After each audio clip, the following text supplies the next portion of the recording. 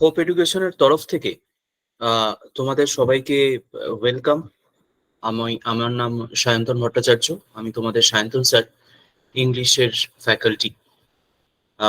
একটা তোমাদের জন্য একটা নতুন উদ্যোগ নেওয়া হয়েছে, সেটা হচ্ছে আপকামিং যে কম্পিটিটিভ এক্সাম গুলো আসছে, অর্থাৎ PSC miscellaneous, PSC clerkship, West Bengal police SI, KP এবং স্টাফ সিলেকশনের পরীক্ষা যারা দিচ্ছ তাদের জন্য সিএইচএসএল, সিজিএল, এমটিএস এই পরীক্ষাগুলোর জন্য, ঠিক আছে, যে পরীক্ষাগুলো আসছে, তো সেই বিষয়ে কি করে প্রসিড করা যেতে পারে এবং ইংলিশ যে সাবজেক্টটা, এই সাবজেক্টটাকে আমরা কিভাবে পড়াশোনাটা এগোতে পারি এবং কোন কোন জায়গাগুলোতে আমাদের খেয়াল রাখতে হবে, কি কি বিষয়ে পড়তে হবে এবং কোন কোন অ্যাঙ্গেল থেকে আমরা একটা স্ট্র্যাটেজিক্যালি একটুখানি মুভ করতে পারি, সেইটার একটা সেশনের জন্য আজকে আমরা সবাই একসঙ্গে মিট করেছি।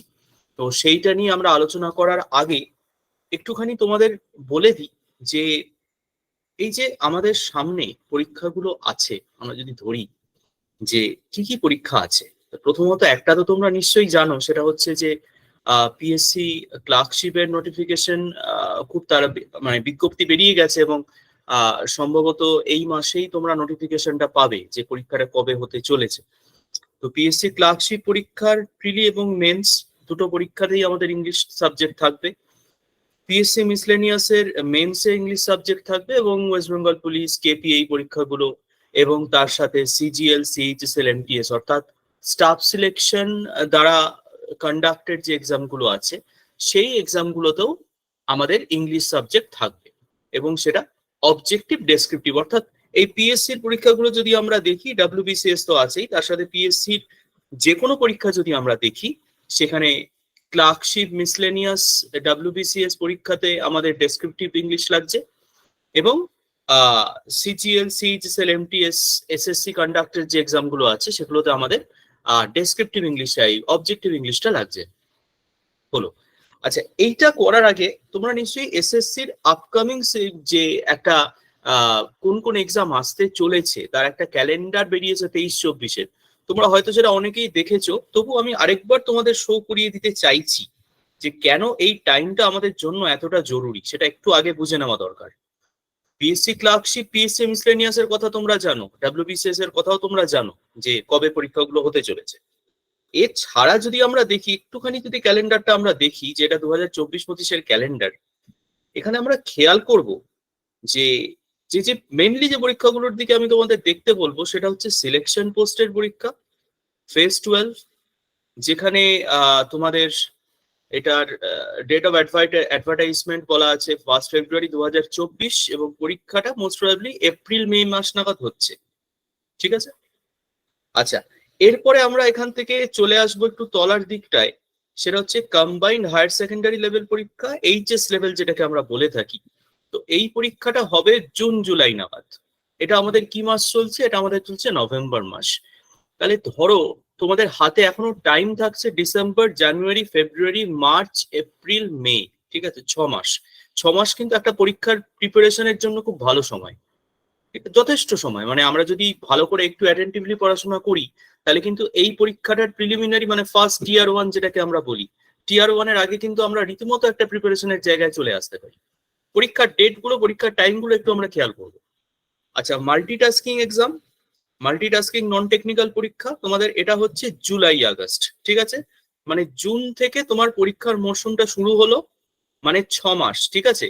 এখান থেকে তোমার পরপর পরীক্ষাগুলো চলছে জুন, জুলাই, আগস্ট। মাল্টিটাস্কিং হলো কম্বাইন্ড গ্র্যাজুয়েট লেভেল 2024। পরীক্ষা কবে হবে? September, October 2024। অর্থাৎ আমরা যদি এখন থেকে মেন যে বিষয়গুলো মানে ম্যাথস, ইংলিশ, জিআই বা ধরো জিকে বিষয় তো আছেই, জিকের বিভিন্ন রকম বিষয় আছে, কিন্তু যেগুলো কোর বিষয়, কোর যে ম্যাটার যেগুলো, ম্যাথস, ইংলিশ অ্যান্ড জিআই, এই জায়গাগুলো যদি আমরা একটু স্ট্রং করতে থাকি, আমাদের হাতে কিন্তু যথেষ্ট সময় আছে। আমি বলবো যে 6 months is a very good time আমাদের প্রিপারেশন শুরু করার জন্য এবং প্রফিসিয়েন্সি গেইন করার জন্য।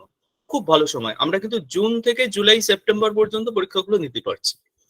এইবার ব্যাপার হচ্ছে পিএসসি ক্লার্কশিপ, পিএসসি মিসলেনিয়াস পরীক্ষা কবে হবে? পিএসসি ক্লার্কশিপ, মিসলেনিয়াস কোনো পরীক্ষাই লোকসভা ইলেকশনের আগে হবে বলে মনে হয় না, ঠিক আছে। কাজেই এই পরীক্ষাটাও মোটামুটি আমরা এই টাইমেই ধরতে পারি, ঠিক আছে। ওই পরীক্ষাগুলো কিন্তু মোটামুটি আমাদের জুন জুলাই এই টাইমটাতেই হবে। ওকে, আমরা যদি ডাব্লিউবিসিএস মেন্স ধরি, যে আমাদের প্রিলি পরীক্ষা হচ্ছে 16 ডিসেম্বর, তার মেন্স যদি আমরা ধরি তাহলেও সেটা মোটামুটি ওই রকম টাইমেই গিয়ে পড়ছে। মানে মোটামুটি যে কোনো পরীক্ষার জন্য আমরা কিন্তু মোটামুটি 6 to 7 মান্থস টাইম পাচ্ছি। এবং এই টাইমটা যদি আমরা একটু প্ল্যান ওয়াইজ একটু স্ট্র্যাটেজিক্যালি মুভ করতে পারি যে কিভাবে পড়তে হবে, আমাকে প্রচুর পড়লে তো চলবে না, আমাকে কিছু কিছু স্পেসিফিক্যালি জিনিস খুব সায়েন্টিফিক্যালি স্ট্র্যাটেজিক্যালি এগোতে হবে। সেইটা আমরা কি করে করতে পারি, ঠিক আছে, এইটা যদি আমরা একটু স্ট্র্যাটেজিক্যালি মুভ করি তাহলে কিন্তু এই জায়গাটা আমাদের চলে আসাটা খুব মানে সম্ভব, ভীষণ রকম সম্ভব, আমি এটাই বলবো। ঠিক আছে, তাহলে এইবার আজকে আমরা আলোচনা করছি মেনলি, আমি পরীক্ষার তোমাদের শিডিউলটা একটু দেখিয়ে দিলাম। তো আজকে আমরা আলোচনা করছি আমার যেটা বিষয় সেটা হচ্ছে ইংলিশ বিষয় নিয়ে। এবার ইংলিশ বিষয়ে মোটামুটি আমাদের স্টুডেন্টসদের দুটো সাবজেক্ট নিয়ে খুব একটা প্রবলেম থাকে বা ভয় থাকে। সেটা হচ্ছে একটা হয় ম্যাথস, নয়তো একটা ইংলিশ। এই দুটো বিষয় একটা খুব মানে জন্মগত ভয়ের জায়গা।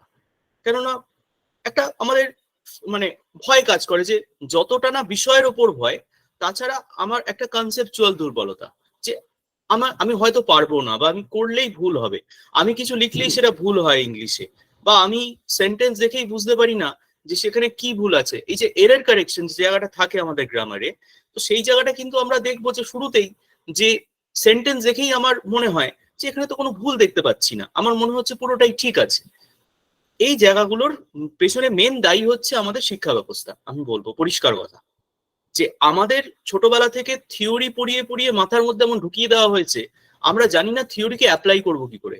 আমাকে একটা জিনিস বলো, আমাদের কম্পিটিটিভ এক্সামে যেগুলো পড়তে হয়, মানে ধরো parts of speech, noun, pronoun, adjective, verb, এই জায়গাগুলো, এর সঙ্গে টেন্স, এইগুলোর মধ্যে এমন কোন জায়গা আছে যেটা তুমি গ্রামারে পড়োনি? এমন কোনো জায়গা কি আছে? এগুলো সবই আমরা স্কুল লেভেলে পড়েছি। আমরা ক্লাস 6, 7, 8, 9, 10, 11 এগুলোই পড়ে এসেছি 12 পর্যন্ত। তাহলে আমাকে নতুন করে এখন এগুলো কেন শিখতে হয়? তার কারণ আমরা থিওরি পড়েছি। আমাদের কতগুলো নাম মুখস্থ করানো হয়েছে, কতগুলো কনসেপ্ট মুখস্থ করানো হয়েছে, সেখান থেকেই পরীক্ষায় এসেছে। পরীক্ষায় কোয়েশ্চেন এসেছে নাউন কাকে বলে, আমরা লিখেছি মুখস্থ করে, নাম্বার পেয়েছি, কিন্তু আমাদের কনসেপ্ট তৈরি হয়নি, আমাদের ডেভেলপ তৈরি হয়নি, কনসেপ্ট ডেভেলপ করেনি। ঠিক আছে, তো এই জায়গাগুলো থেকে একটুখানি বেরোতে হবে। যে জিনিসগুলো আমরা সবই জানি, শুধু আমাকে দেখতে হবে যে আমার ভুলটা কোথায়, বা আমি কি করে এগোবো। আমি রুল মুখস্থ করলে আমার চলবে না, ঠিক আছে, নাউনের 5টা রুল, নাউনের 15টা রুল, প্রোনাউনের 26টা রুল, এভাবে হবে না। আমাকে কনসেপ্টটা রেডি করতে হবে এবং কনসেপচুয়ালি টপিক ওয়াইজ প্র্যাকটিস করতে হবে। ঠিক আছে, মানে আমি একটা টপিক করলাম এবং সেই টপিকের উপর আমার প্র্যাকটিস করতে হবে, তবে কিন্তু আমার সেই জায়গাটা তৈরি হবে। এটা খুব সহজ একটা জায়গা। ঠিক আছে, এখানে ম্যাক্সিমাম স্টুডেন্টস আমার মনে হয় যারা আজকে ক্লাসটা অ্যাটেন্ড করছো, তাদের মধ্যে ম্যাক্সিমাম আমার মনে হয় বাংলা মিডিয়ামের স্টুডেন্ট। ঠিক আছে, কাজেই ইংলিশ একটা বিদেশি ভাষা, আমাদের শিখতে হয়। আমাদের চাকরির জন্য যে কোনো ক্ষেত্রে ইংলিশ ভাষাটা খুব জরুরি, স্পোকেন এবং রিটেন দুটোই। তো আমরা এই জায়গাটা কিন্তু আমাদের একটা ভয় থাকে যে একটা বিদেশি ভাষা আমি শিখছি, সেটা কোনটা ঠিক কোনটা ভুল, এই জায়গাগুলো। তো এইটা আমি একটা জিনিসই বলবো যে যদি একটু স্ট্র্যাটেজিক্যালি প্ল্যান করে আমরা মুভ করতে পারি, যে আমি হ্যাপাজার্ডলি পড়বো না, আমি প্রচুর জিনিস একসাথে পড়বো না, আমি একটাই জিনিস পড়বো, তার উপরে প্র্যাকটিস করব, আবার নতুন টপিক পড়বো, তারপর প্র্যাকটিস করব। মানে পুরো জিনিসটা কি হতে হবে, খুব সিস্টেমেটিক হতে হবে। আমি নাউন পড়লাম, আমি প্রোনাউন পড়লাম, আমি প্র্যাকটিস করলাম না, আমি চলে গেলাম মক টেস্ট দিতে, আমি একটা miscellaneous series set of questions নিয়ে বসে গেলাম, আমি একটা প্রিভিয়াস ইয়ার কোয়েশ্চেন নিয়ে বসে গেলাম, বসে দেখলাম আমি কিছু পারছি না, যাও পারছি সেখানে আমি দেখছি যে ম্যাক্সিমাম ভুল হচ্ছে। তাতে কি হবে, আমার কনফিডেন্স আরো নেমে যাবে। এভাবে হবে না, আমাদের কি করতে হবে, আমাদের একটা টপিক অনুযায়ী আমাকে প্র্যাকটিস করতে হবে।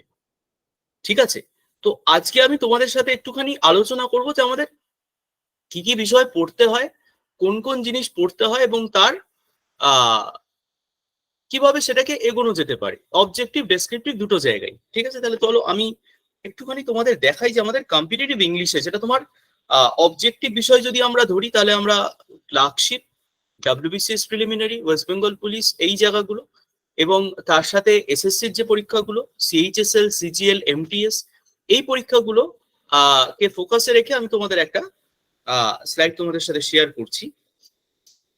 দেখো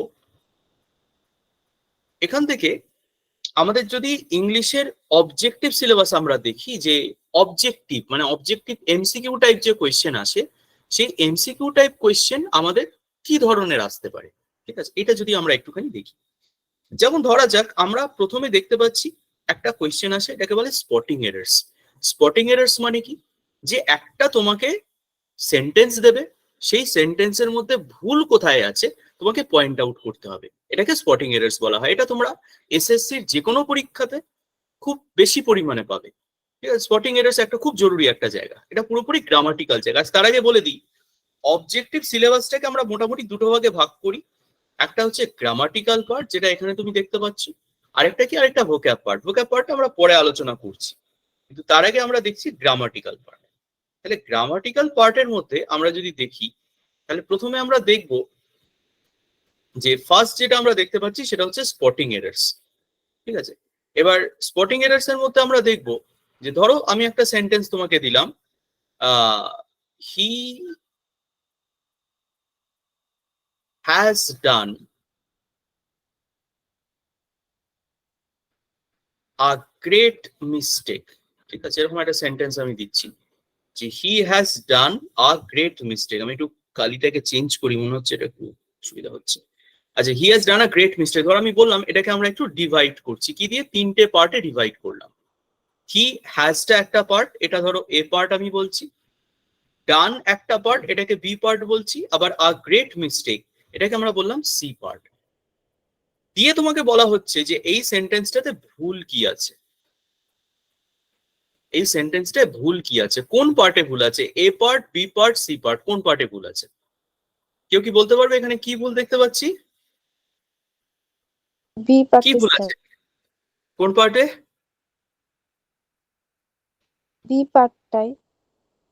আচ্ছা, বি পার্টে কি ভুল আছে, বি পার্টে? সি পার্টে স্যার ভুল, সি পার্ট। আচ্ছা, যে বি পার্ট বললে সে আগে বলো কি ভুল আছে। He has done a great mistake, এখানে কি ভুল তুমি দেখতে পাচ্ছ? স্যার হ্যাজ এর পর তো পাস্ট পার্টিসিপেল ফর্ম হবে। হ্যাঁ, তো পাস্ট পার্টিসিপল ফর্মই কিন্তু দিয়েছি এখানে, দেখো ডান দিয়েছি তো, ডানটা পাস্ট পার্টিসিপল তো, ডানে তো অসুবিধা হওয়ার কথা না। আই থিংক সি কিন্তু সি পার্টে ভুল। সি পার্টে স্যার সি পার্টে ভুল নেই, বলো বলো। স্যার বি পার্টে ওটা কি মেক হতে পারে, মানে মেড?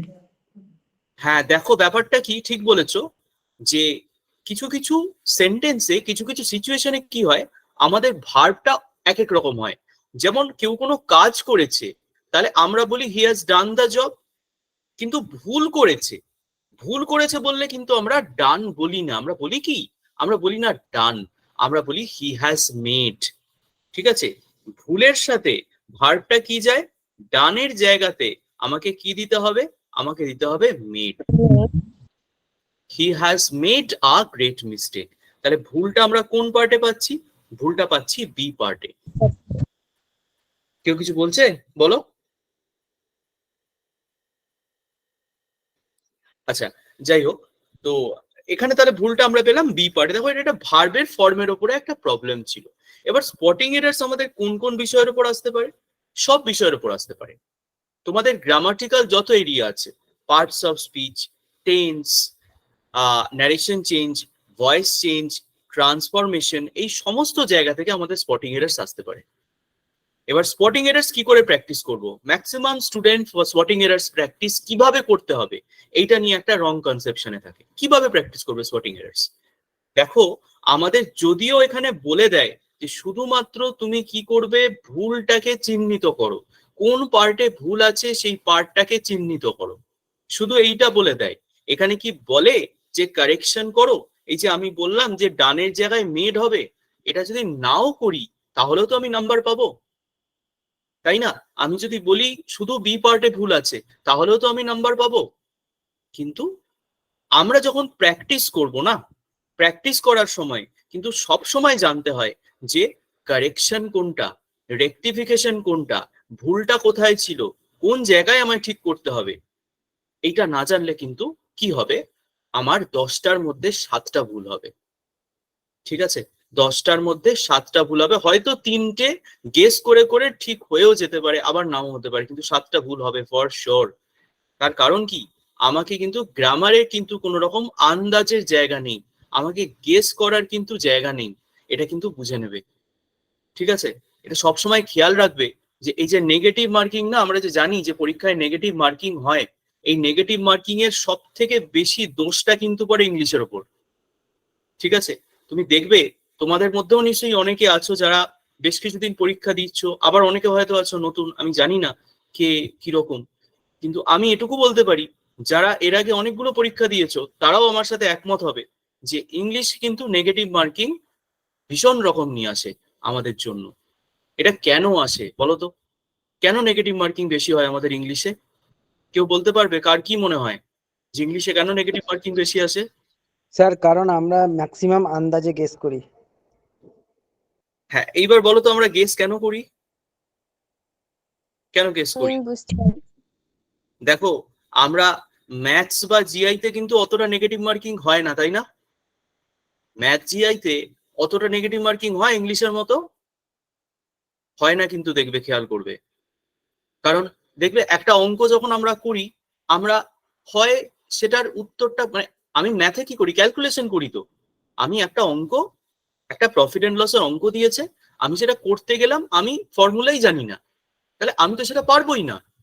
যদি আমি সেটা অঙ্কটা করতেই না পারি, আমি তো আনসারই করবো না, আমি 0 পাবো। আমি করতে পারিনি অঙ্কটা, আমার তো অপশন দেখার জায়গা নেই, আমি 0 পেলাম। জিআই এও তাই, আমি যদি জিআইটা করতে না পারি তাহলে কি আমি অ্যাটেম্প করবো না। কিন্তু ইংলিশে কি হয়, আমরা এই ক্যালকুলেশন জিনিসটাকে মাথাতেই আনি না, আমরা যেটা মনে হয় মোটামুটি সেইভাবে আমরা একটা আনসার করে দিই, আমরা অত ভাবনা চিন্তা করি না, আমরা না ভেবেই আনসার করে ফেলি। এইটা ইংলিশের প্রিপারেশন শুরু করার আগে আগে এই জিনিসগুলো ক্লিয়ার করতে হবে।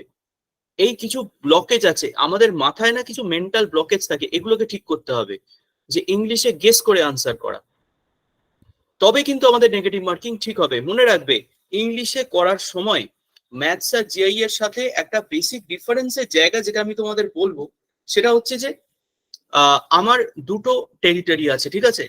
এই দিকে হচ্ছে আমি হ্যাঁ এর দিকে আছি, মানে কি এটা কেন হ্যাঁ হবে তার লজিক আমার কাছে আছে। এই যে তোমরা আমায় বলছিলে স্যার বি পার্টে হবে, বা কেউ বলছিলে সি পার্টে হবে, প্রতিটার পেছনে লজিক থাকতে হবে যে কেন বি পার্ট, কেন সি পার্ট, কেন এ পার্ট। যদি আমি দেখি আমার কাছে লজিক ক্লিয়ার, আমার মনে হচ্ছে হ্যাঁ, তো ঠিক আছে আমি আনসার করব উইথ ফুল কনফিডেন্স। কিন্তু যদি আমি দেখি যে আমি জানি না, আমার কাছে লজিকটা ক্লিয়ার নেই, আমার মনে হচ্ছে বিতে ভুল হবে, কিন্তু আমি কারণ বলতে পারবো না, আমার ইনস্টিংক্ট আমাকে বলছে বিতে ভুল হবে, কিন্তু কেন হবে তার কারণ আমি বলতে পারবো না, এরকম ক্ষেত্রে আমি সেই কোয়েশ্চেন অ্যাটেম্প্ট করব না। ঠিক আছে, এই অভ্যেস তৈরি করতে হবে from the first day of our lessons. ঠিক আছে, এই অভ্যেসটা রেডি করতে হবে, না হলে কি হবে বলতো, তোমার ওই গেস করার অভ্যেস তৈরি হয়ে যাবে, আর গেস করার অভ্যেস তৈরি হয়ে গেলে কিন্তু খুব মুশকিল। কি হবে তখন? তখন কিন্তু নেগেটিভ মার্কিং বাড়তে থাকবে।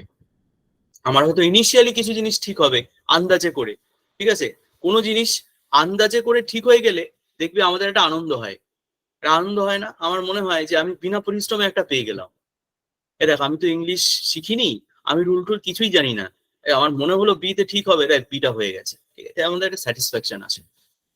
এই জায়গাটা থেকে আমাদের বেরোতে হবে। প্রথম দিকের এই খুচরো খুচরো যে সাফল্যগুলো বা ভালো লাগাগুলো, এইগুলোকে আমাদের কাটাতে হবে। আমাকে বুঝতে হবে যে গেস করে 2-3টে ঠিক হবে, কিন্তু লং টার্ম প্রসেসে কিন্তু নেগেটিভ হয়ে ওই যে 2-3টে ঠিক হয়েছিল 6-7টা নেগেটিভ হয়ে ওর নাম্বার তো যাবেই, তার সঙ্গে আরো মাইনাসে চলে যাবে। কাজেই প্রথম যেটা বলার সেটা হচ্ছে গেস করাটা বন্ধ করে দিতে হবে। যে কোনো পরীক্ষাতে, যে কোনো সাবজেক্টের ক্ষেত্রে এটা সত্যি। আমি আমার সাবজেক্টে, ইংলিশ সাবজেক্টে বেশি বলছি, কেননা ইংলিশে বেশি হয়, ম্যাথ জিআই এর থেকে ইংলিশে বেশি হয়, জিকেতেও হয়, কিন্তু ইংলিশে আরো বেশি হয়।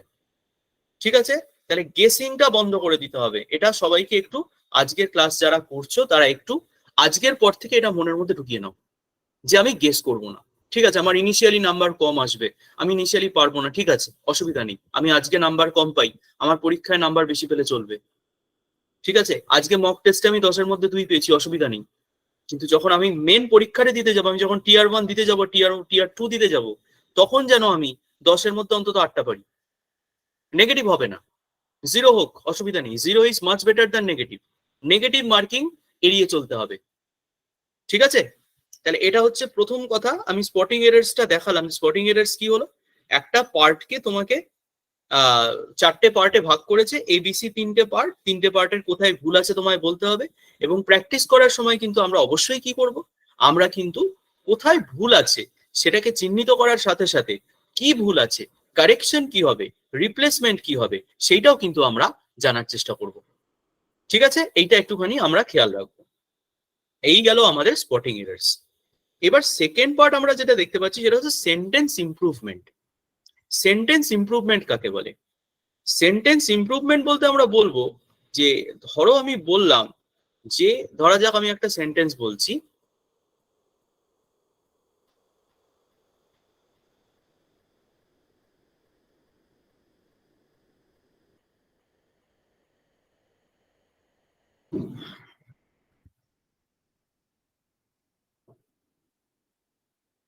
he had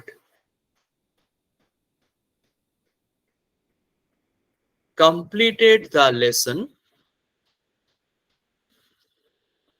just now। ঠিক আছে, এটা একটা সেন্টেন্স তোমায় দেওয়া হয়েছে, আমি আন্ডারলাইন করে দিলাম হ্যাড কমপ্লিটেড। অপশন এ তে বললাম কমপ্লিটেড, অপশন বি তে বললাম হ্যাজ কমপ্লিটেড, অপশন সি তে বললাম উইল কমপ্লিট, আর ডি তে বললাম নো ইমপ্রুভমেন্ট। অর্থাৎ যে সেন্টেন্স আমায় দিয়েছে সেটা একদম সঠিক আছে, এখানে কোনো রকম রিপ্লেসমেন্টের আমার প্রয়োজন নেই। ওকে, তাহলে এইখানে যদি আমরা বলি যে he had completed the lesson just now, এটাকে তুমি ইমপ্রুভ করো, কোনটা আনসার করবে? B. Sir had just B B. Has completed. Has completed. কেন করলাম হ্যাজ কমপ্লিটেড? আমি যদি লজিক জিজ্ঞেস করি বলতে পারবে? লজিক কি? কারণ স্যার এটা প্রেজেন্ট পারফেক্ট টেন্স, এখনই শেষ হয়েছে, তার ফলটা থেকে গেছে ওই জন্য। এক্স্যাক্টলি। দেখো আমি এই যে তুমি বলে প্রেজেন্ট পারফেক্ট, এটা তুমি কি করে বুঝলে সবেমাত্র শেষ হয়েছে? এই জাস্ট নাওটা দেখে, তাই তো? এই শেষ পোর্শন দেখে তুমি বুঝতে পারলে যে আচ্ছা এখানে জাস্ট নাও বলেছে, তার মানে প্রেজেন্ট পারফেক্ট টেন্স। আর প্রেজেন্ট পারফেক্ট টেন্স কখন বসে? আমরা জানি কোনো কাজ সবেমাত্র শেষ হয়েছে, তার প্রভাব এখনো বর্তমান, তাহলে সেক্ষেত্রে আমরা প্রেজেন্ট পারফেক্ট টেন্স ব্যবহার করে থাকি। সেই জন্য আমরা আনসার করলাম হ্যাজ কমপ্লিটেড। টেন্সের উপর কোয়েশ্চেনটা দিল। সেন্টেন্স ইমপ্রুভমেন্টও গ্রামাটিক্যাল জায়গার উপর থেকে কোয়েশ্চেন দেয়। ঠিক আছে, স্পটিং এরার্স, সেন্টেন্স ইমপ্রুভমেন্ট দুটোই পুরোপুরি গ্রামাটিক্যাল জায়গা থেকে, পার্টস অফ স্পিচ থেকে শুরু করে, টেন্স থেকে শুরু করে যে কোনো রকম অ্যাঙ্গেল থেকে আমাদের দিতে পারে। ফলে আমাদের কনসেপ্ট খুব স্ট্রং করতে হবে এই জায়গাটা যদি আমাদের নাম্বার স্কোর করতে হয়। ঠিক আছে, আমি কিন্তু সবসময় বলবো যে গ্রামার আর ভোক্যাবের মধ্যে যদি আমরা এটা কম্পেয়ার করি, তার মধ্যে গ্রামার কিন্তু একটু বেশি হলেও আমার হাতে আছে। ঠিক আছে, দুটোই হাতে আছে, আমি বলবো দুটোই হাতে আছে। কেউ যদি রেগুলারলি সেট প্র্যাকটিস করে, ঠিক আছে, যে যেভাবে আমাদের আপকামিং ক্লাসগুলো চলতে থাকবে, যেটার নিয়ে কথা বলার জন্য আজকে তোমাদের সাথে এত কথা, সেটা হচ্ছে যে যেভাবে তোমাদের হোপের কম্পিটিটিভ যে অফলাইন এবং অনলাইন যেভাবে আমরা প্ল্যানিং করেছি, বা যেভাবে মেটেরিয়াল সেট করা হয়েছে, যে ক্লাসের যে প্ল্যানিংটা করা হয়েছে, সেই প্রসেসে কেউ যদি ক্লাস করে রেগুলার ওয়াইজ, এটুকু আমি বলতে পারি যে ভোক্যাব গ্রামার দুটোই 80% থেকে 90% কমন পাওয়া সম্ভব।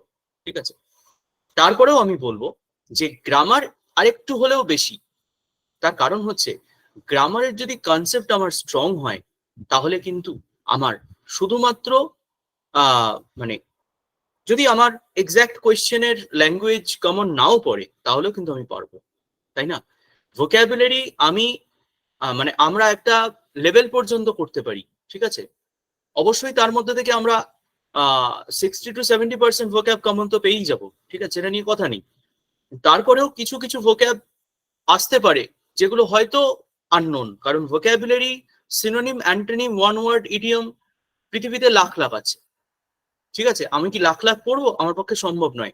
আমি এমন কোয়েশ্চেন পড়বো, এমন ওয়ার্ড পড়বো, এমন সিনোনিম অ্যান্টোনিম পড়বো যেগুলো বারংবার বারংবার পরীক্ষাতে রিপিট করেছে।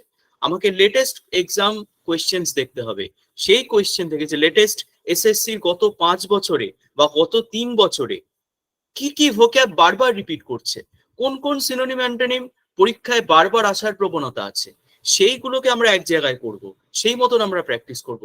তবে আমার প্রবাবিলিটি বাড়বে যে কি করে আমি সিনোনিম অ্যান্টোনিম কমন পাবো। লোকে বলে সিনোনিম অ্যান্টোনিম কমন পাওয়া যায় না, 100 বার পাওয়া যায়, কেন পাওয়া যাবে না?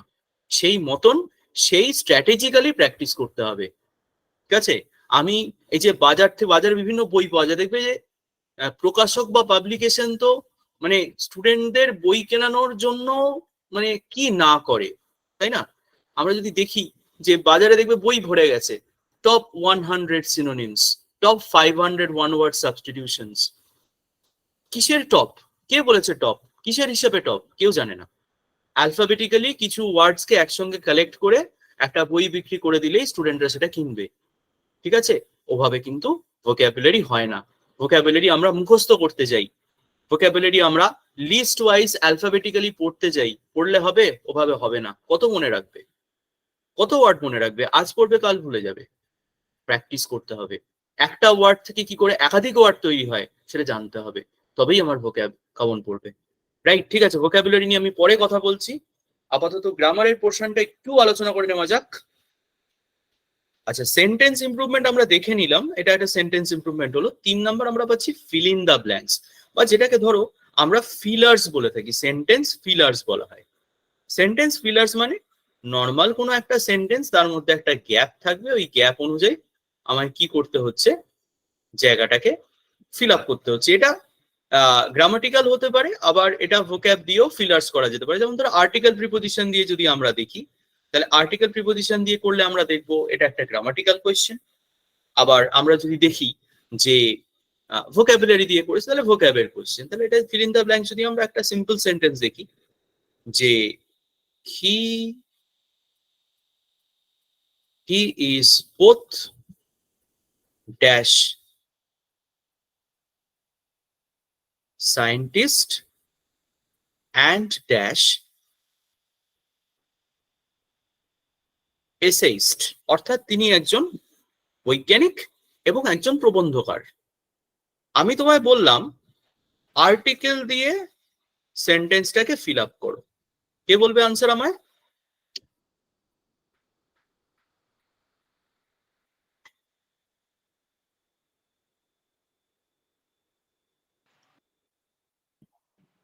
স্যার আর্টিকেল দিয়ে fill in the blanks, বলো।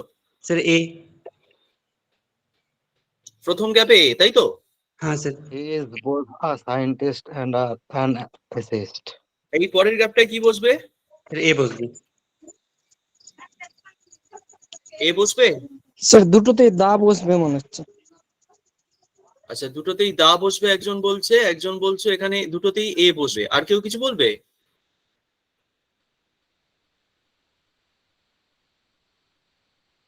প্রথম কাটা এ, সেকেন্ড কাটা এন। আচ্ছা, সেকেন্ডেরটা অ্যান বলছে। আচ্ছা, এখনো পর্যন্ত আমি একটাও কারেক্ট আনসার পাইনি, সবার negative marking. Total correct answer একটাও পাইনি এখনো। বলো। স্যার প্রশ্নটা আবার বলুন স্যার। এই যে স্ক্রিনে যেটা দেখতে পাচ্ছ তুমি, কোনো আর্টিকেল বসবে না স্যার? কোনো আর্টিকেল বসবে না কোনোটাতেই না? এটাও সঠিক আনসার হলো না, এখনো পর্যন্ত পাইনি। স্যার সেকেন্ডটায় বসবে না আর্টিকেল, শুধু একটাই হবে। আচ্ছা, he is both a scientist and, এই পরেরটায় আমরা কোনো আর্টিকেল কিন্তু বসাবো না। কেন বসালাম না?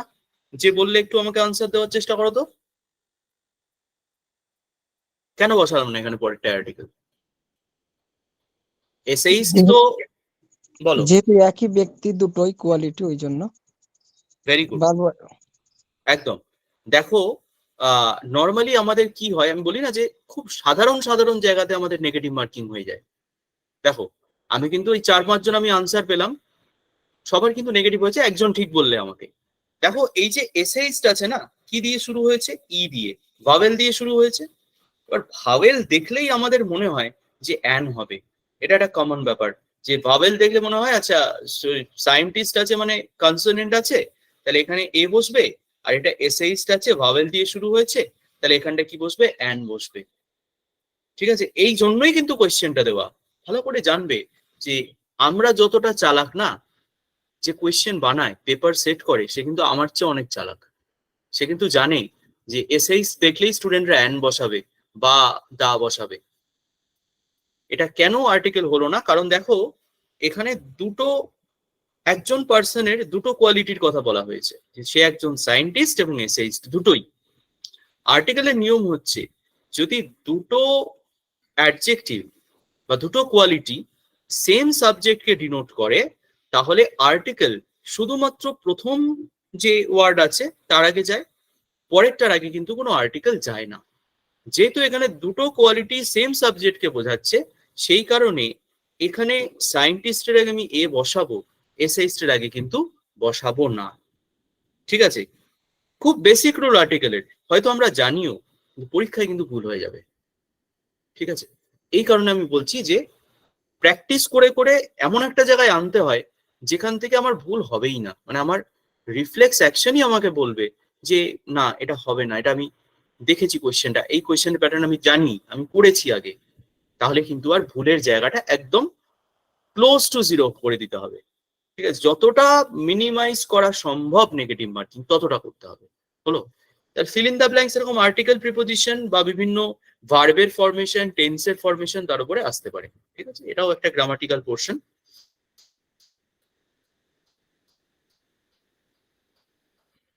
আচ্ছা, এরপরে আছে কম্প্রিহেনশন টেস্ট, ক্লোজ টেস্ট। আচ্ছা দেখো, কম্প্রিহেনশন টেস্ট বা ক্লোজ টেস্ট নিয়ে আমি বিশেষ কিছু বলবো না।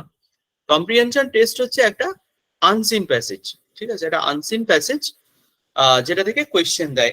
এই কোয়েশ্চেন আমরা তোমার ধরো আমরা যখন হায়ার সেকেন্ডারি দিয়েছি, মাধ্যমিক দিয়েছি, এই কম্প্রিহেনশন টেস্ট আননোন প্যাসেজ থেকে কোয়েশ্চেন করা, এটা আমরা বহুবার দেখেছি। তাই না? এগুলো আমাদের জানা জিনিস। এখানে শুধুমাত্র অপশন দেবে, অপশন দেখে আমাদের করতে হয়। এটাও কিন্তু আমরা যদি রিসেন্টলি কম্প্রিহেনশন টেস্ট কথার জিনিসটা কোথায় দেয়, সিজিএল পরীক্ষাতে যে টিয়ার 2 পরীক্ষা থাকে তাতে কিন্তু কম্প্রিহেনশন 3-4টে দেয়, এবং সেগুলো বেশ বড় কম্প্রিহেনশন, টাইম কনজিউমিং, হয়তো কঠিন নয়, টাইম কনজিউমিং, টাইম লাগে।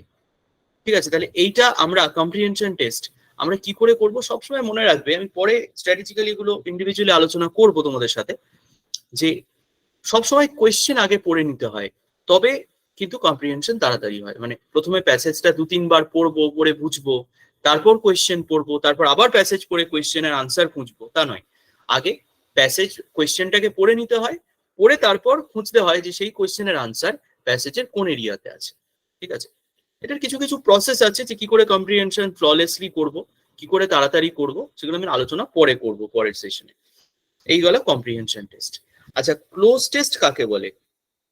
ক্লোজ টেস্টের আরেকটা নাম হচ্ছে প্যাসেজ ফিলার। অর্থাৎ একটা সেন্টেন্সের, একটা প্যাসেজের মধ্যে কিছু কিছু গ্যাপ আছে, সেই গ্যাপগুলোকে ফিল ইন দ্য ব্ল্যাঙ্কস করতে হয়। এই গ্যাপগুলোতে নাম্বার লেখা থাকে 1 2 3 4 করে, আর ওই 1 2 3 4 এর রেসপেক্টে 4-5টা করে অপশন দেয়, প্যাসেজটাকে ফিল করতে হয়। যেমন ফিল ইন দ্য ব্ল্যাঙ্কস সেন্টেন্সকে ফিল করতে হয়, ক্লোজ টেস্টকে প্যাসেজ ফিল করতে হয়। ঠিক আছে, এটা ক্লোজ টেস্ট বলে। ঠিক আছে, এগুলো এসএসসি পরীক্ষাতে এবং অন্যান্য পরীক্ষাতে ভীষণ রকম আসে। গ্রামার এবং ভোক্যাব দুটো এরিয়া থেকে এখান থেকে কোয়েশ্চেন আসতে পারে। আচ্ছা, স্পেলিং এরর 2 রকমের হতে পারে। একটা হচ্ছে ধরো 4টে আলাদা ওয়ার্ড দিল, দিয়ে বলল এই 4টের মধ্যে কারেক্ট স্পেলিং এর ওয়ার্ড কোনটা, 4টে আলাদা শব্দ। ঠিক আছে, কোনটা কারেক্ট স্পেলড ওয়ার্ড, বা 4টে আলাদা শব্দ তার মধ্যে কোনটা রংলি স্পেলড ওয়ার্ড, এরকম হতে পারে। অথবা একই ওয়ার্ডের 4টে বানান দিল, দিয়ে বলল যে এর মধ্যে রাইট কোনটা। ঠিক আছে, যেমন ধরো আমি তোমাকে বললাম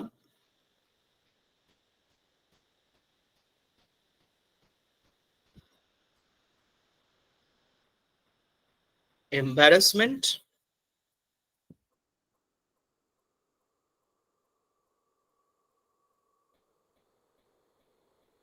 এম্বারাসমেন্ট,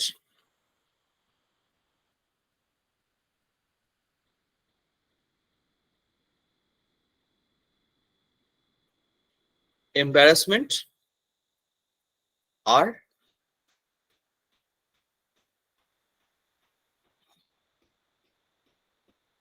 এম্বারাসমেন্ট। এম্বারাসমেন্ট কথাটা 4টে স্পেলিং দিয়েছি, কোনটা বলো তো আনসার হবে দেখে? কারেক্ট স্পেলিং কোনটা? ফার্স্ট, এক নম্বর ফোর্থ কি আনসার? নম্বর। 4 নম্বরও নয়, অপশন এই তো সি হয়ে গেল হবে, নেগেটিভ। সি মানে 3 হবে। অপশন সি হবে 3 নাম্বারেরটা। কারেক্ট স্পেলিং হচ্ছে 3 নাম্বারেরটা। এম্বারাসমেন্ট স্পেলিং এ মনে রাখবে আরও দুটো থাকে, এসও দুটো থাকে, ঠিক আছে? এটা খুব কমন একটা ওয়ার্ড, যেটা বারবার অনেকবার পরীক্ষাতে এসেছে, ঠিক আছে? এম্বারাসমেন্ট, হ্যারাসমেন্ট, এইগুলো কি হয় বারবার আসে। বিউরোক্রেসি, কিছু কিছু ওয়ার্ড আছে যেগুলো বারবার পরীক্ষাতে আসে, ঠিক আছে? এটা হচ্ছে স্পেলিং এরর, প্র্যাকটিস করে করে আমাদের আনতে হবে, ঠিক আছে? আচ্ছা, তারপর দেখো ট্রান্সফরমেশন। ট্রান্সফরমেশন অফ সেন্টেন্স মানে হচ্ছে একটা সেন্টেন্স থেকে তুমি আরেকটা সেন্টেন্সে কি করবে, ট্রান্সফর্ম করছো। যেমন ধরো সিম্পল সেন্টেন্স দিয়েছে, সরল বাক্য দিয়েছে, দিয়ে বলেছে কমপ্লেক্সে করো বা জটিল বাক্যে করো। কমপ্লেক্স মানে জটিল বাক্য আছে, বলেছে কম্পাউন্ডে করো বা যৌগিক বাক্যে করো, ঠিক আছে? এই ট্রান্সফরমেশন পরীক্ষাতে আসে। পিএসসি এখন ভীষণ রকমের ট্রান্সফরমেশনের কোয়েশ্চেন দিচ্ছে, ঠিক আছে? এখান থেকে আইডেন্টিফিকেশন অফ আ সেন্টেন্স আসতে পারে অথবা ট্রান্সফরমেশন আসতে পারে। মানে ধরো 4টে সেন্টেন্স দিয়ে বললো এর মধ্যে সিম্পল সেন্টেন্স কোনটা বা কমপ্লেক্স কোনটা বা কম্পাউন্ড কোনটা, অথবা একটা সেন্টেন্স দিয়ে বললো এটাকে সিম্পল করলে এই 4টের মধ্যে কোনটা হবে, ঠিক আছে? এটাকে ট্রান্সফরমেশন বলে। অ্যাফার্মেটিভ নেগেটিভ, হ্যাবাচক নাবাচক, ইন্টারোগেটিভ অ্যাসার্টিভ, এইরকম ট্রান্সফরমেশনও আসে। ট্রান্সফরমেশনের মধ্যে অ্যাডজেক্টিভের ডিগ্রি চেঞ্জ, পজিটিভ ডিগ্রি থেকে কম্পারেটিভ, কম্পারেটিভ সুপারলেটিভ, এই জায়গাগুলো আসে। এগুলো পুরো কনসেপচুয়াল, কনসেপ্ট একবার ডেভেলপ করে গেলে এখানে আর কোনো প্রবলেম হবে না, ঠিক আছে? আর আমাদের হচ্ছে change of voice, change of narration, ঠিক আছে? Voice change, narration change. এছাড়াও কিছু এক্সটার্নাল পার্ট থাকে গ্রামাটিক্যাল পোর্শনে, যেগুলো ঠিক গ্রামাটিক্যাল পোর্শন আমি বলবো না, গ্রামার ভোক্যাব কোনোটাই বেসিক্যালি নয়। সেটা হচ্ছে সিকোয়েন্স অফ সেন্টেন্স, মানে 4টে সেন্টেন্সকে সাজাও, অ্যারেঞ্জ করে একটা প্যারাগ্রাফ বানাও বা সেন্টেন্স বানাও, ঠিক আছে? কোয়েশ্চেন ট্যাগ, ঠিক আছে? ট্যাগ কোয়েশ্চেন্স, বা আমরা ধরি যে কন্ডিশনাল সেন্টেন্স, ঠিক আছে? এই ধরনের কোয়েশ্চেন আসে, সেগুলো নর্মালি স্পটিং এরার্স বা ইমপ্রুভমেন্টের ফর্মেই আমাদের আসবে। তাহলে মোটামুটি গ্রামাটিক্যাল সিলেবাস যদি আমরা ধরি, তাহলে এইগুলোই সিলেবাস, যে spotting errors, improvement, fill in the blanks, comprehension test, cloze test, এগুলোই স্পেলিং এরার, এগুলো তো টপিক, টপিক থেকে কোয়েশ্চেন আসে। কিন্তু মেন বিষয় 1, 2, 3, 4, 5, 6, এই 6টা হচ্ছে গ্রামাটিক্যাল পার্ট। এর সাথে যদি সিকোয়েন্স অফ সেন্টেন্সেসটা আমরা অ্যাড করে ফেলি, ঠিক আছে? কনসেপ্ট ডেভেলপ কেউ কারোর যদি হয়ে যায়, কেউ যদি রেগুলার প্র্যাকটিসের মধ্যে থাকে, তাহলে এগুলো কিচ্ছু নয়, ঠিক আছে? বিলিভ মি, এগুলো কিছু নয়। রেগুলার প্র্যাকটিস করলে এরর হওয়াটা একদম মিনিমাম জায়গাতে নিয়ে যাওয়া সম্ভব, অবশ্যই সম্ভব, যে কোনো স্টুডেন্টের পক্ষে সম্ভব যদি সে খাটে। হ্যাঁ, ঠিক আছে? যে কোনো ইনস্টিটিউট, যে কোনো টিচার তোমাকে দিক দেখাতে পারে যে তুমি এইভাবে করো, তাই না?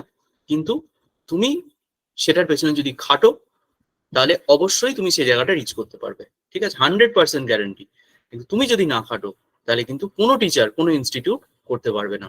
এটা নিশ্চয়ই তোমরা জানো, ঠিক আছে? এটা খুব বেসিক কথা এবং খুব সত্যি কথা এটা, যে নিজেকে কিন্তু পরিশ্রম করতেই হবে, তার সঙ্গে গাইডেন্স, প্র্যাকটিস, এগুলো তো আছেই। হলো? তাহলে এই হচ্ছে মোটামুটি আমাদের গ্রামাটিক্যাল জোন। এবার আমি একটু যাচ্ছি ভোক্যাব জোন যদি হয়, যে ভোক্যাবুলারি জোনে আমাদের কি কি করতে হবে। ভোক্যাবুলারি জোনের মধ্যে প্রথমেই আমাদের পড়ছে সিনোনিমস অ্যান্টোনিমস, যেটা আমরা যদি ধরি যে পৃথিবীতে millions and billions of words আছে, প্রত্যেকদিন নতুন নতুন ওয়ার্ড তৈরি হচ্ছে। বাট এই জায়গাটা আমরা কি করে আয়ত্তে আনবো? এই জায়গাটা আয়ত্তে আনার জন্য প্রথম কাজ হচ্ছে প্রিভিয়াস ইয়ার কোয়েশ্চেন আমাদের দেখতে হবে, যে কোন কোন শব্দ বারবার পরীক্ষাতে আসছে, ঠিক আছে? গত 10 বছরে, 15 বছরে কোন কোন শব্দ বারবার এসেছে তার একটা লিস্ট তৈরি করা এবং সেই অনুযায়ী সেগুলোকে পড়া, ঠিক আছে? তাহলে পিওয়াইকিউ একটা খুব বড় জিনিস ভোক্যাবুলারির ক্ষেত্রে, যে কোনো পরীক্ষার ক্ষেত্রে। পিওয়াইকিউ, এসএসসির পিওয়াইকিউ, আমাদের ডাব্লিউবিসিএস এর পিওয়াইকিউ, ওয়েস্ট বেঙ্গল পুলিশের পিওয়াইকিউ খুব জরুরি জিনিস এখান থেকে, ঠিক আছে, এটা করতে হবে। এর সঙ্গে ভোকাবুলারি ডেভেলপ করার জন্য একটা খুব জরুরি জিনিস হচ্ছে রুট ওয়ার্ডস।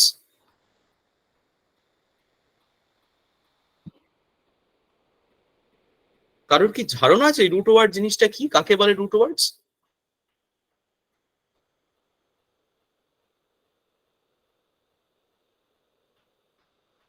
কেউ যেমন কেউ মূল শব্দ থেকে অনেক কিছু শব্দ তৈরি হয়, যেমন গোটা হচ্ছে মূল ওয়ার্ড, গো এর সাথে গোয়িং হয়ে যায়, গন হয়ে যায়, ওয়েন্ট হয়ে যায়, এরকম। দেখো, গো যদি আমরা ধরি, গো তো একটা ভার্ব। এবার তুমি যেটা বলছো সেটা হচ্ছে ভার্বের ডিফারেন্ট ফর্মস, যে গো থেকে ওয়েন্ট হচ্ছে আবার গান হচ্ছে। রুট ওয়ার্ড বলতে আমি অ্যাকচুয়ালি সেটাকে মিন করছি না। রুট ওয়ার্ড হচ্ছে, আমি বলি শোনো, রুট ওয়ার্ড হচ্ছে আমাদের যে ইংলিশ ল্যাঙ্গুয়েজ যেটা আমরা পড়ি, আমরা যদি ভাষার ইতিহাস দেখি, ইংলিশ ল্যাঙ্গুয়েজ কিন্তু খুব একটা পুরনো ল্যাঙ্গুয়েজ নয়। এর থেকে অনেক পুরনো ল্যাঙ্গুয়েজ হচ্ছে গ্রিক বা ল্যাটিন।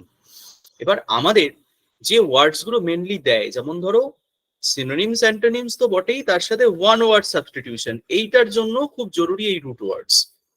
যে এক একটা রুট থেকে কি হয়, একাধিক শব্দ তৈরি হয়। আমরা যদি রুটের মানেটা জানতে পারি, তাহলে কিন্তু অনেকগুলো শব্দ আমি সেখান থেকে জানতে পারবো।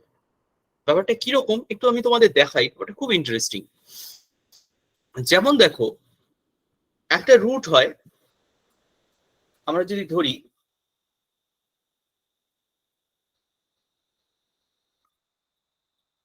অ্যানথ্রোপোস, ঠিক আছে, এটা একটা গ্রিক রুট। এর মানে হচ্ছে ম্যানকাইন্ড বা মানবতা। আজকে থেকে এই শব্দটার মানে মনে রাখবে যে অ্যানথ্রোপোস মানে হচ্ছে ম্যানকাইন্ড। ওকে, তাহলে অ্যানথ্রোপোস থেকে কোনো শব্দ ফর্ম হয় ইংলিশে, শুনেছো তোমরা এরকম কিছু মনে পড়ছে, মানে কাছাকাছি কোনো শব্দ? অ্যানথ্রোপোলজি। প্রথম যে শব্দটা আমাদের মাথায় আসবে সেটা হচ্ছে অ্যানথ্রোপোলজি। তোমরা নিশ্চয়ই পড়েছো, অনেকে হয়তো ডাব্লিউবিসিএস এ অপশনাল নাও অ্যানথ্রোপোলজি। তাহলে অ্যানথ্রোপোলজি কাকে বলে বলো তো? Study of human being.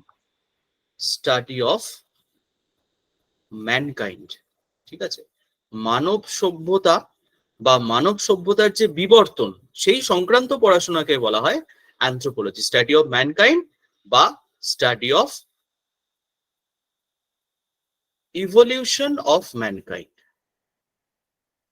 ঠিক আছে, একটা শব্দ আমরা পেলাম অ্যানথ্রোপোস থেকে, অ্যানথ্রোপোলজি। ঠিক আছে, আরেকটা শব্দ আমি বলি তোমাদের, সেটা হচ্ছে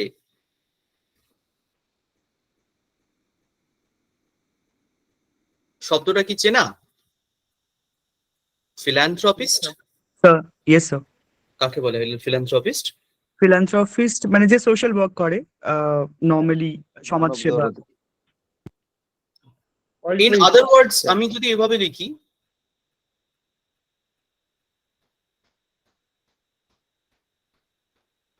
লিখতে পারি ওয়ান হু লাভস ম্যানকাইন্ড, যে মানব সভ্যতাকে ভালোবাসে। মনে রাখার বিষয়, দেখো এই যে শব্দটা লিখলাম 1 নাম্বার অ্যানথ্রোপোলজি, এখানে অ্যানথ্রোপো কথাটা আছে, এর মধ্যেও কিন্তু আছে, খেয়াল করো, তাই না? তাহলে দেখো, আমি কিন্তু অ্যানথ্রোপোস মানে ম্যানকাইন্ড মনে রাখলে সেখান থেকে শুধু অ্যানথ্রোপোলজি পেলাম তা নয়, ফিল্যান্থ্রপিস্টও পেলাম, যার মানে হচ্ছে যে মানব সভ্যতাকে ভালোবাসে। ওকে, এবার ধরো আমি বলছি আমি এমন একটা শব্দ লিখতে চাইছি যার মানে হচ্ছে যে মানব সভ্যতাকে ঘৃণা করে, ওয়ান হু হেটস ম্যানকাইন্ড, তাকে কি বলা হবে? স্যার মিসানথ্রপিস। ভেরি গুড, আমরা শব্দটা পাবো মিস্যানথ্রপিস্ট। এখানেও আমরা অ্যানথ্রোপো এই পার্টটা পেলাম। ওকে, আচ্ছা এবার আমরা একটু সন্ধি বিচ্ছেদ করি। শুধুমাত্র বাংলাতেই সন্ধি বিচ্ছেদ হয় তাই নয়, ইংলিশেও হয়। এটা খুব লজিক্যালি, এটা বেসিক কমন সেন্সের কথা বলো। আমি বলেছি অ্যানথ্রোপোস মানে ম্যানকাইন্ড, আমি বলেছি ফিল্যান্থ্রপিস্ট মানে যে মানব সভ্যতাকে ভালোবাসে। তাহলে ফিল বা ফিলো এর মানে কি হয়? পারবে?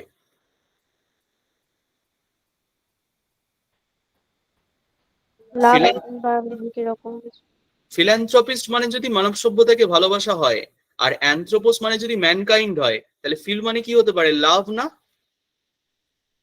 তাই না? ফিল বা ফিলো যে শব্দের শুরুতে থাকবে, যে কোনো শব্দের শুরুতে বা শেষে যদি ফিল বা ফিলো বা ফিলি এই কথাগুলো থাকে, তাহলে তুমি নিঃসন্দেহ হয়ে যাবে যে সেই শব্দের মানে কিছুকে ভালোবাসা। ঠিক আছে, আজকে থেকে খেয়াল রাখবো। এই একই লজিক থেকে আমাকে বলো তো, মিসো বা মিস এর মানে কি হবে? হেট। হেট। মনে থাকবে আজকে থেকে যে ফিল বা ফিলো মানে হচ্ছে লাভ, মিস বা মিসো মানে হচ্ছে হেট। তাহলে তিনটে রুট বললাম এখন অব্দি। অ্যানথ্রোপোস হচ্ছে ম্যানকাইন্ড, ফিল বা ফিলো হচ্ছে লাভ, মিস বা মিসো হচ্ছে হেট। এবার ধরো আমি একটা ওয়ার্ড তোমাকে বলছি, ওয়ান হু হেটস উইমেন। যে নারী জাতিকে ঘৃণা করে, মিসোজিনিস্ট। কি বলে? মিসোজিনিস্ট। মিসোজিনিস্ট। মিসোজিনিস্ট। একইভাবে আমি যদি বলি যে নারী জাতিকে ভালোবাসে, কি হবে? ফিলোজিনিস্ট হবে নাকি? ফিলোজিনিস্ট হবে। ফিলোজিনিস্ট। একটা খুব মজার জিনিস একটু ভেবে দেখো, তুমি কিন্তু 1 মিনিট আগেও এই ওয়ার্ডগুলো জানতে না, এখন কিন্তু তুমি নিজেই ওয়ার্ডগুলো ফর্ম করছো, তুমি কিন্তু নিজেই তৈরি করছো, আমি কিন্তু বলে দিচ্ছি না কি করে তৈরি করছো। রুটটা জানো বলে। তুমি ফিলোজিনিস্ট ওয়ার্ডটা তৈরি করলে কিভাবে? তুমি রুটটা জানো বলে, তাই না? তাহলে এখান থেকে থার্ড রুট কি পেলাম বলো? জাইন মানে কি হবে? Female, something related to female. Something related to female বা ওম্যান বলতে পারি। Women, yes. বোঝা যাচ্ছে? আচ্ছা এইবার আমায় বলো, যদি আমি বলি যে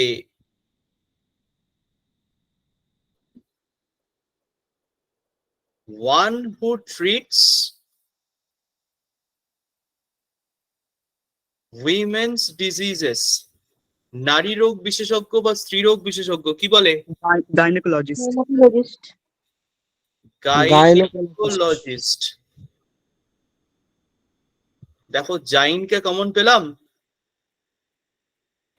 পাচ্ছি।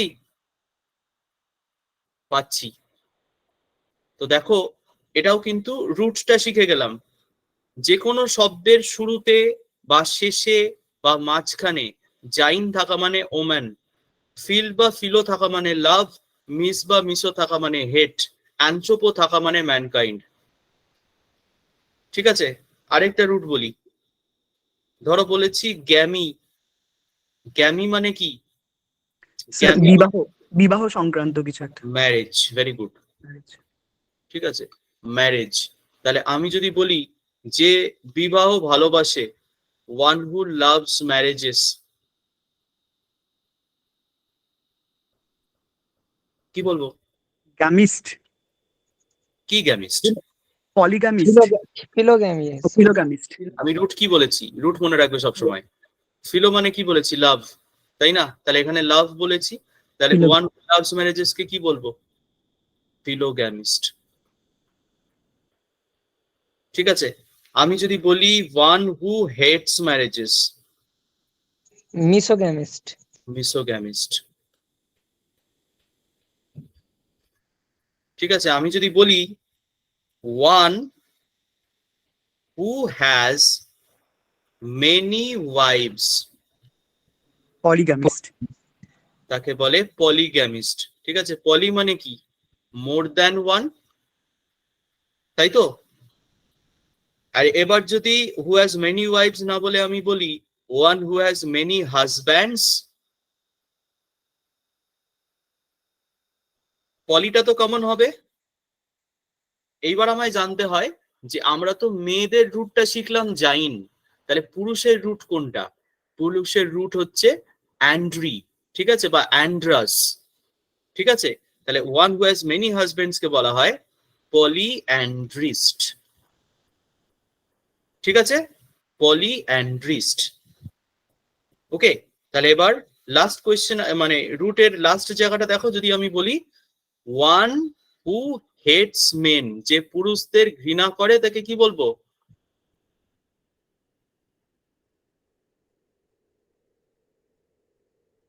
বলো। মিসঅ্যান্ড্রিস্ট। মিসোঅ্যান্ড্রিস্ট বা মিসঅ্যান্ড্রিস্টও বলা হয়। আর যদি আমি বলি ওয়ান হু লাভস মেন, পলিঅ্যান্ড্রিস্ট। না, ফিলোঅ্যান্ড্রিস্ট, সরি সরি। ঠিক আছে। তাহলে দেখো কতগুলো ওয়ার্ড শিখে গেলে, অনেকগুলো অনেকগুলো ওয়ার্ড এখানে শিখলে।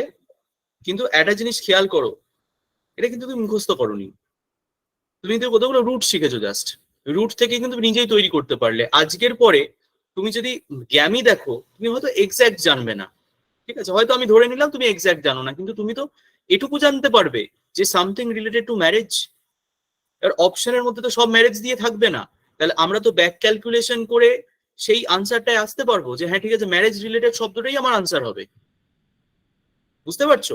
এইভাবে কিন্তু রুট ওয়ার্ড আমাদের ওয়ার্ড মনে রাখতে সাহায্য করে, যে একটা রুট থেকে আমি অন্তত 4-5টা শব্দ মনে রাখতে পারি। সেক্ষেত্রে আমায় অ্যালফাবেটিক্যালি বোকার মতো লিস্ট মুখস্থ করতে হয় না। বোঝা যাচ্ছে? তো এইটা হচ্ছে রুট ওয়ার্ড। স্যার তাহলে রুট গুলো মুখস্থ করতে হবে নাকি? হ্যাঁ, রুট গুলো মুখস্থ করতে হবে, কিন্তু এমন না যে প্রচুর রুট আছে, সব রুট তোমার মুখস্থ করতে হবে ওরকম নয়। যে রুট গুলো থেকে ম্যাক্সিমাম পরীক্ষায় আসে সেগুলোই মুখস্থ করতে হবে।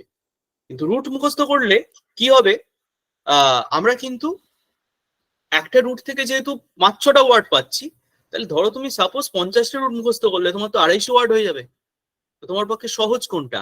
অ্যালফাবেট দিয়ে 250টা 300টা ওয়ার্ড মুখস্থ করা, নাকি 50টা রুট মুখস্থ করা? অবশ্যই 50টা রুট মুখস্থ করা, ঠিক আছে। এটাকেই রুট বলা হয়। রুট ওয়ার্ডস খুব জরুরি জিনিস। এইভাবে কিন্তু ভোকাবুলারি অনেকেই শেখে না, যে কারণে কি হয়, তাদের শেখার প্রসেসটা বা লার্নিং প্রসেসটা কি হয়, মেকানিক্যাল হয়ে যায়। আর মেকানিক্যাল হয়ে গেলে কিন্তু আমার মনে থাকবে না। সবসময় মনে রাখবে, আমার কিন্তু সেই জিনিসটাই মনে থাকে যার পেছনে লজিক আছে। লজিক ছাড়া মুখস্থ কিন্তু আমরা মনে রাখতে পারি না। আমার হয়তো মোমেন্টারি মনে থাকবে, তারপরের দিন আমি আবার ভুলে যাবো। কাজেই root words is all about logic. সেই কারণে কিন্তু আমাদের ভোকাবুলারি এখান থেকে আমরা মনে রাখতে পারবো। বোঝা গেল? আচ্ছা, synonym, antonym, one word substitution, PYQ এবং রুট ওয়ার্ডস, এই দুটোর উপর ভরসা করে আমাদের লেসন প্ল্যান করতে হবে যে কি করে আমরা এগোতে পারি। হলো? আচ্ছা, idioms and phrases. Idioms phrase মানে হচ্ছে প্রোভার্ব, ঠিক আছে, বা আমরা যেটাকে প্রবাদ প্রবচন বলি। এই জায়গাটাও পরীক্ষায় প্রচুর আসে। তো এইটা আমরা কিভাবে করব? ইডিয়ামস এন্ড ফ্রেজেস এর কিছু কিছু থিম হয়, থিম বেসড ইডিয়াম পড়তে হবে, ঠিক আছে। থিম বেসড ইডিয়াম কিরকম? ধরো অ্যাঙ্গার দিয়ে বা রাগ দিয়ে কি কি ইডিয়াম হয়, দুঃখ দিয়ে কি কি ইডিয়াম হয়, যন্ত্রণা দিয়ে কি কি ইডিয়াম হয়, রেড কালারটা দিয়ে কি কি ইডিয়াম হয়, ব্লু কালারটা দিয়ে কি কি ইডিয়াম হয়। এইভাবে আমাদের পড়তে হবে, তবে কিন্তু আমরা মনে রাখতে পারবো। অ্যালফাবেটিক্যাল মেকানিক্যাল পড়া আমরা অ্যাভয়েড করব, ঠিক আছে। আমরা যা পড়বো লজিক্যাল, যা মুখস্থ করবো তাও লজিক দিয়ে মুখস্থ করবো। আন্দাজে মুখস্থ করলে লাভ নেই, সময় যাবে, পরিশ্রম যাবে, তোমার ব্রেনের মধ্যে চাপ বাড়বে, কিন্তু তুমি কিন্তু মনে রাখতে পারবে না, ঠিক আছে। তাহলে ইডিয়ামস ফ্রেজ থিম ওয়াইজ আমাদের পড়তে হবে। থিমেটিক্যালি কি করে ইডিয়াম ফ্রেজ করা যায় সেটা অবশ্যই আমরা আপকামিং লেসনে আলোচনা করব, এবং সেই অনুযায়ী মেটেরিয়াল তোমাদের দেওয়া হবে। আচ্ছা, নেক্সট আমরা হচ্ছে কালেকটিভ নাউন্স। এই যে শেষ 3টে এরিয়া তোমাদের বলা হয়েছে, collective nouns, foreign expressions, animals movement, gender, offspring sound, এগুলো আমি মেনলি বলবো এই শেষ 3টে area mainly targeted for PSC. PSC এই ধরনের পরীক্ষার কোয়েশ্চেন খুব দেয়। কালেকটিভ নাউন যেমন এ ড্যাশ অফ রবার্স, কি হবে? Gang of robbers. Foreign expression, adieu মানে হচ্ছে গুড বাই, অর ওভার মানে হচ্ছে গুড বাই।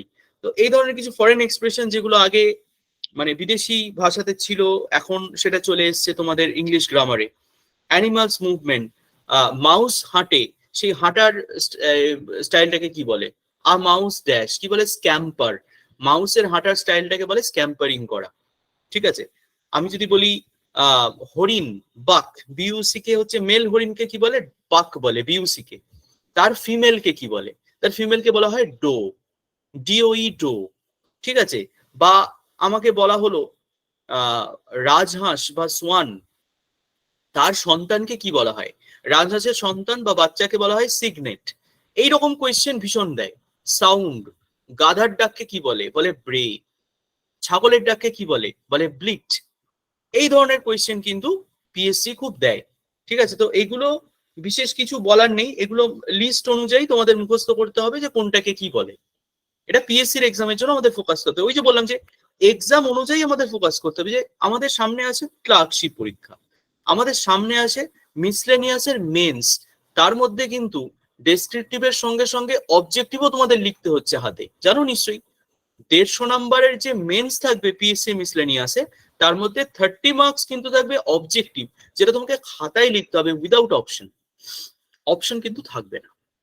তোমার ধরো 5টা ইডিয়ম দিয়ে বললো 5টা মেক সেন্টেন্স করো, বা 5টা সিনোনিম দিয়ে বললো তার সিনোনিম গুলো লেখো, তোমাকে কিন্তু হাতে লিখতে হবে, অপশন থাকবে।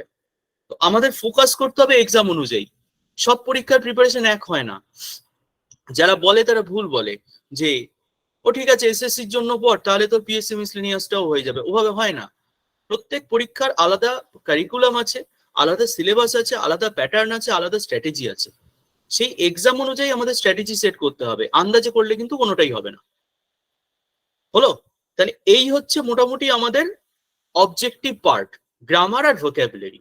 এরপরে আমাদের থাকছে যেটা, সেটা হচ্ছে আমাদের ডেসক্রিপটিভ পার্ট, যেটা আমরা ডিটেলসে আমাদের ডেসক্রিপটিভ সেশনে আলোচনা করব। তবে মোটামুটি আজকে একটুখানি আমি তোমাদের বলে দিই যে কি কি পোর্শন থাকবে। আমাদের থাকছে essay writing, letter writing, report writing, translation, precis writing, dialogue writing. নির্দিষ্ট কিছু লেটার লিমিট, ওয়ার্ড লিমিট থাকে। যেমন লেটার মোটামুটি 150 থেকে 180 ওয়ার্ড আমরা রাখবো। রিপোর্ট রাইটিং মোটামুটি 200 থেকে 220, এসে মোটামুটি 250 থেকে 300। ঠিক আছে, ট্রান্সলেশন প্রেসি তো কিছু লেখার নেই, ডায়ালগও মোটামুটি 250 প্লাস আমরা ওয়ার্ড রাখি। ঠিক আছে, এর নিজস্ব নিয়ম আছে, নিজস্ব ফরম্যাট আছে। আমাদের জানতে হবে যে রিপোর্ট রাইটিং কত রকমের হয়, তার কি কি ফরম্যাট থাকে। রিপোর্ট রাইটিং 2 রকমের, নিউজ পেপার, এডিটোরিয়াল। কোনটার কি ফরম্যাট না জানলে লিখতে পারবো না। ছোট ছোট জিনিস থেকে কিন্তু আমাদের নাম্বারটা চলে যাবে, আমরা বুঝতে পারবো না কেন আমি ডেসক্রিপটিভে নাম্বার কম পেলাম। তুমি হয়তো লেখো ভালো, ঠিক আছে, কিন্তু কোন জায়গাটা তোমায় ফোকাস করতে হবে, কোথায় ভুল হচ্ছে, গ্রামাটিক্যাল ভুল নাকি লেখার স্ট্যান্ডার্ড লো হয়ে যাচ্ছে, এটা কিন্তু কখনোই তুমি জানতে পারবে না যদি না তোমার লেখা কেউ না কেউ চেক করে দেন, তাই না? তুমি একজন স্যারের কাছে পড়ছো, যিনি তোমাকে মডেল দিয়ে দিচ্ছেন, তার লেখা দিয়ে দিচ্ছেন, কিন্তু তিনি লেখা চেক করে দিচ্ছেন না, তোমার চেকিং হচ্ছে না, তাহলে কি তোমার নিজের লেখা ডেভেলপমেন্ট হবে? হবে না তো। স্যার যতই দিন না কেন, তো স্যারের লেখা, তোমার লেখা তো নয়। তোমাকে তো নিজের লেখা লিখতে হবে, তোমায় তো জানতে হবে তোমার লেখা কি ঠিক পথে যাচ্ছে না ভুল পথে যাচ্ছে। এটা তোমাকে গাইড কে করে দেবেন? তার জন্য তোমায় লেখা চেক করাতে হবে।